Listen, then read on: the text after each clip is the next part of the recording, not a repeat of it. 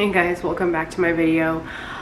So this is kind of a disclaimer in my intro. I actually already finished making and filming the clown cake, so I'm filming this after, and this is a major warning about how terrible the quality is coming up. You probably saw that in my last video. If you haven't checked it out, I made a Princess Mononoke boar statue that turned out really cool, but I was really sad to see how grainy and dark it was. And definitely for this upcoming video, it's the same case. It's just a little bit better, but not great, to be honest. I'm still getting everything down in terms of how to film like a normal person, and I think I finally have the lighting down. So for the next video, which is, spoiler, going to be from Nausicaa, or a cake from Nausicaa, I promise that it will be a bit better, and then even better going forward. Thank you so much for tuning in. Don't forget to like, subscribe, and hit the notification bell.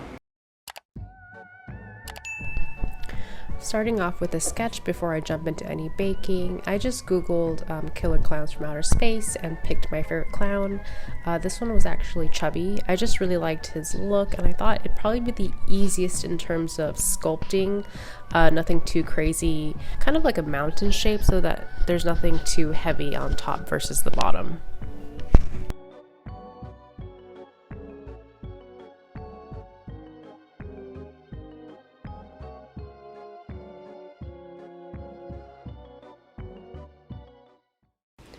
I forgot to actually film the finished sketch, but this is how it turned out. Apologies, it's like super dirty and crinkled, but this is after I started baking.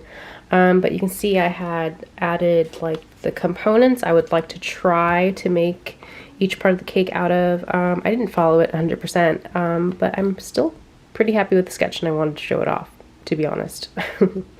I already have like all of my supplies laid out. I'm thinking that I'm going to be using 2 boxes of cake mix. It should be enough, maybe even 1, mostly because I got these cake pans. Hold on, let me take this out. So I got these new cake pans, and as you can see, they're a lot smaller than like the standard 9-inch pan that I usually use. I thought it'd be easier, especially because they came in a set of 4. I thought it'd be easier for me to bake all the layers at once, and since it's not so wide, I don't have to do much carving and it'll be less cake wasted. So I thought this was a pretty good investment to make. I also thought I'd construct his hair out of Rice Krispie treats, so I had to buy some rice cereal. And I have a bunch of like other supplies, a mat to roll out my fondant, some marshmallows, some powdered sugar that I'm actually waiting on to get more of. But for today, we'll just need the cake mix, some food coloring. This is the non-gel kind, which is not as nice as the gel version. But because it's going into the batter, I don't need such a dark color because I am trying to make it pink. And pink is much easier to pull off with a cheaper food dye. And this cotton candy extract, that's going to flavor the actual cake.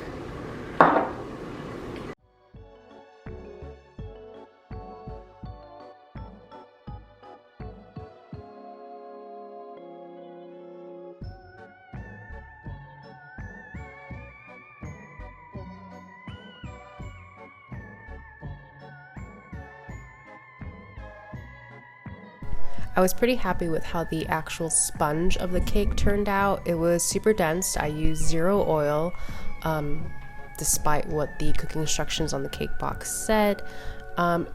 The cakes didn't cook all evenly, mostly because I believe due to the hot spots in my oven. That's something I never thought about before. I've just heard people mention it, but that is so true. Some spots are definitely hotter than others. So I put the ugliest tier on top because I knew I'd be using the least amount of it because it's the very top of his kind of pointy-ish head.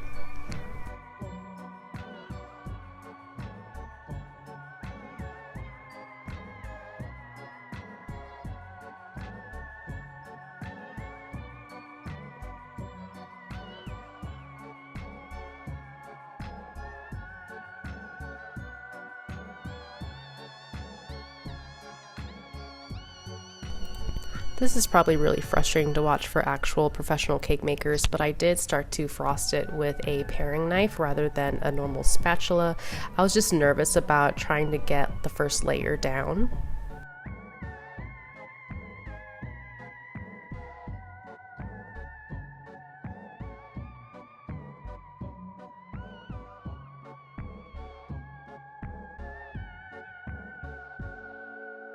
I decided to use Rice Krispie for his hair. I have to say that if you're going to use Rice Krispie, kind of scale it smaller than what you feel like it should be, because in the end I felt like his hair was a little too bulky compared to the reference picture and the look I was going for. It still looked definitely like hair, it was just a little bit too big in comparison to the size of his head.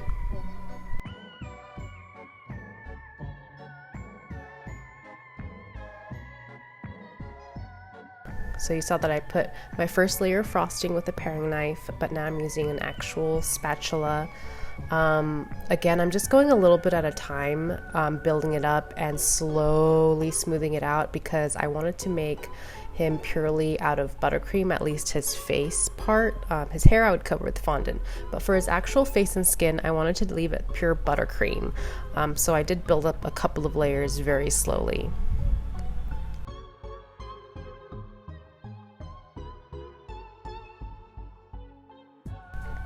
Next up, I sculpted the features of his face out of fondant. Besides the hair, this would be the other fondant pieces I'd be working with.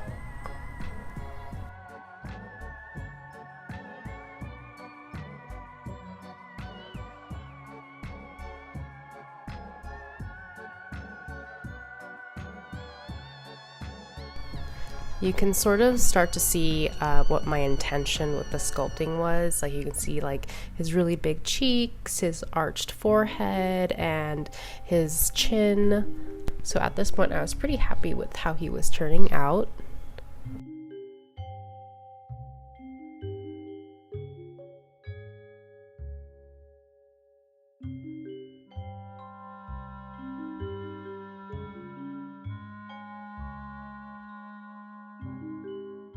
Now I'm laying the fondant on his hair. His hair is actually red in the movie, but I had a bunch of green fondant, and I don't know why I didn't think of it while I was actually choosing the green fondant, that I realized later that it looked a lot like the Joker from Batman, but that was okay. A clown is a clown.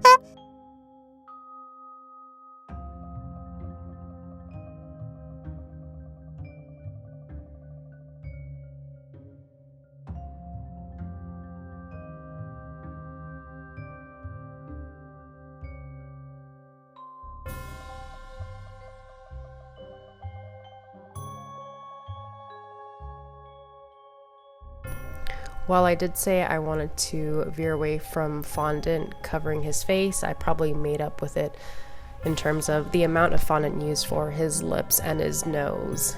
They were probably my most favorite part and feature of the cake though. Then I went in and started shading in any details. I used a mixture of gel food coloring and water, so I would just thin it out with more water if I wanted a lighter color. If I wanted it darker, I would use like mostly purely food gel, and that's what I've been using to paint so far. For the clown ruffles, I originally wanted fondant, but I thought, hey, I have these polka dot cupcake liners. They kind of give me like a cute circusy look. Why don't we just use those and save on material? So I cut them up into little chunks. That way they would lie a little bit more flat instead of being like a perfect circle that you usually see cupcake liner bottoms look like. And then I would crinkle up each section so that it looked more ruffly, and then one by one put those little sections of cupcake liner around the head, and it worked out pretty well. So yeah, here is the completed cake. Pretty ugly, but it wasn't the ugliness that bothered me. It was probably more proportion wise, and it was my first time sculpting with butter cake, but hey, it was okay.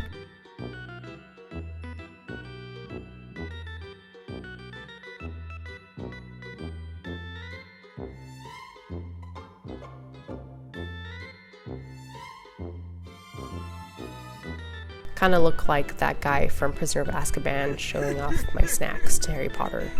But yeah, I was okay with it, trying to keep my chin up. Have to say that it tasted pretty alright too. But yeah, that was that, and on to happier times, like my honeymoon in Hawaii.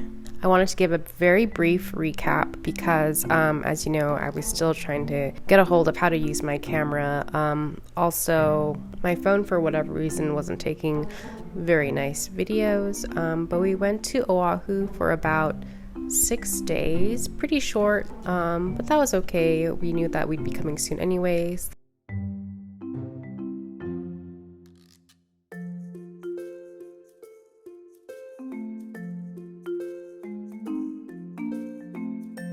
This is actually the view from our balcony, and we were able to see the sunset whenever we were in our hotel room at the time. But yeah, super beautiful.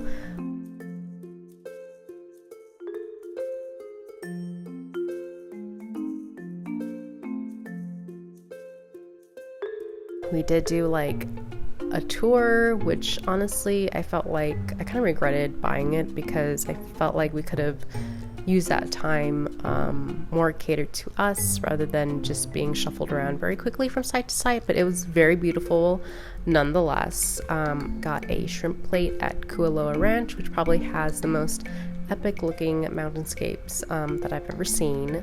But yeah, the food, oh my god, the food, the poke. The poke was out of control. I have to say my favorite was at Foodland. I know that's probably terrible to say, but Foodland poke was so good. And we got some bread pudding, some musubi, and some malasadas. But yeah, musubis, wow. Definitely ate a bunch of those. Was surprised to see that they have gyudon, which is my favorite rice bowl, also at this place.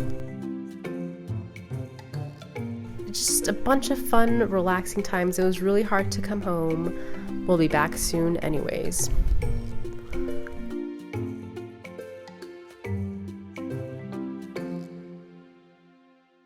I also wanted to show some footage of me baking a peach brown butter bundt cake I made for Father's Day. That shows how old this video is. But this was my second bundt cake. The first one was that Starlight Pit I made, that Star Wars theme one.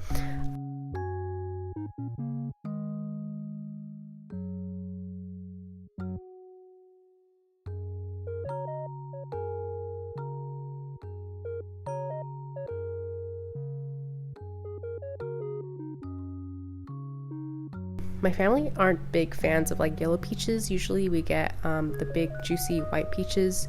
If you haven't had them, go to your nearest Asian grocer. They'll probably have them during the summertime. But they were pretty happy with this cake nonetheless. I think I got this recipe off of Sally's Baking Addiction. Seems like everything I make from there is super good.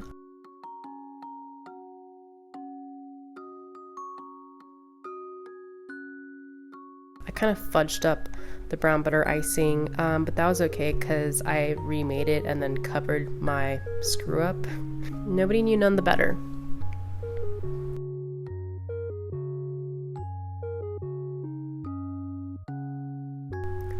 The peaches are mixed with cinnamon and sugar, and I also topped it off with crumbled up pecans. But yeah, that was a bundt cake, a sweet ending to an otherwise clunky video.